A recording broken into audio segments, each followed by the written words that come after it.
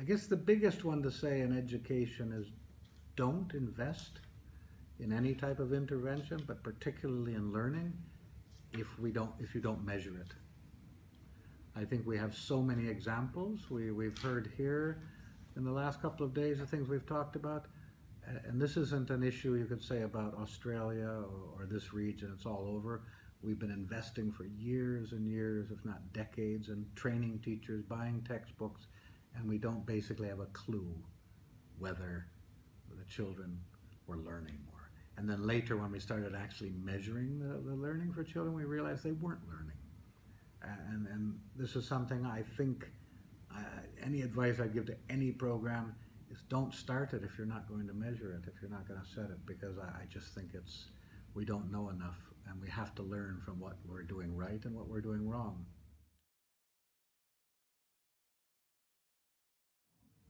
The next one is do EMIS. Do measure and have a management information services. But, there's always the but, is, don't do EMIS that's serving international reports or donor reporting. I know I'm talking to a donor agency, and of course you're required to report to your taxpayers on what you're doing and why you're doing something. But if our EMIS systems are mainly serving that, and quite frankly over the many years I've been working and in many different countries and from many different donor agencies, I find the same fundamental issue and problem, that when EMIS systems are set up, they're set up, at best for the top level of a country to know how they're doing, but they're not used for planning, they're not used for reporting internally, and in the worst case, they're just going to donor agencies who are doing their reports back, or they're going to the global monitoring reports.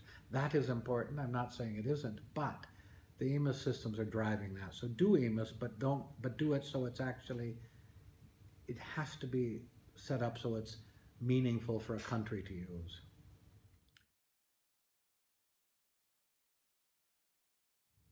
We talk a lot about teachers, and I think the next do is we have to rethink professional development, in-service training, all of the different terms we want to think about.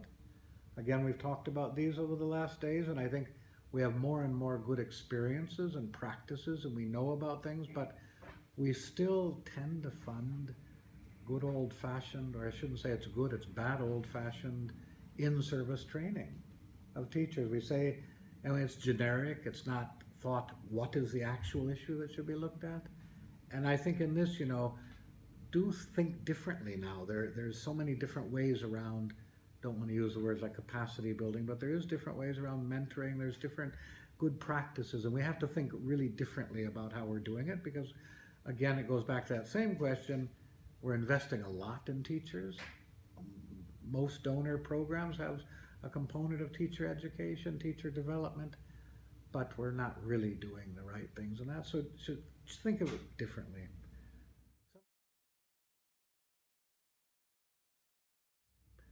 However you want to measure it, find your best teachers in a system and put them in the foundation years. To me, it's so central because I have seen so many times in a country where they don't have enough teachers, so they have multiple grades in one class. What do? They put together grades 1 and 2. Worst case scenario, they even reduce the amount of teaching hours for the lower grades, and they think that you have to have the exam grades, they put their best teachers. But the child who's entered into the exam grade is already functionally illiterate because they didn't learn at the foundation. So it's a complete waste. And it's easier said than done. How do you measure what's a good teacher, the best teacher? It's a different way of thinking, and this is something quite straightforward with almost no cost implications. It's not something a donor alone can do, but I'm just saying when you're supporting programs and looking at things, the best teachers have to be, the child has to learn the basic literacy and numeracy before they're going to develop.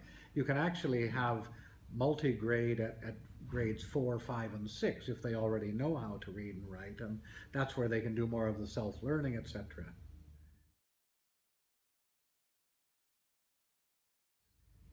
Pupils aren't receiving the amount of hours that they should according to the curriculum. We talk about pupil absenteeism, we talk about teacher absenteeism, but it's, as we've talked again in the last couple of days, the schools aren't opening when they should, they're closing earlier than they should, they have special days, they don't teach. And that again is you'd say that's a no-brainer, and you'd think that that's something that, isn't that so obvious? But again, go around any country we're working in, you don't have to even do a survey. Go to one or two schools, ask them the reality, ask the people in the Ministry of Education, and they'll tell you that the school year doesn't really start when the school year starts. These types of things. I've done the back of the envelope things in 2 or 3 different countries now. You're talking at best 50% of the hours that they're actually receiving. You know, and as I've said many times, well, what are you expecting somebody to learn if you're only giving them half the time they should?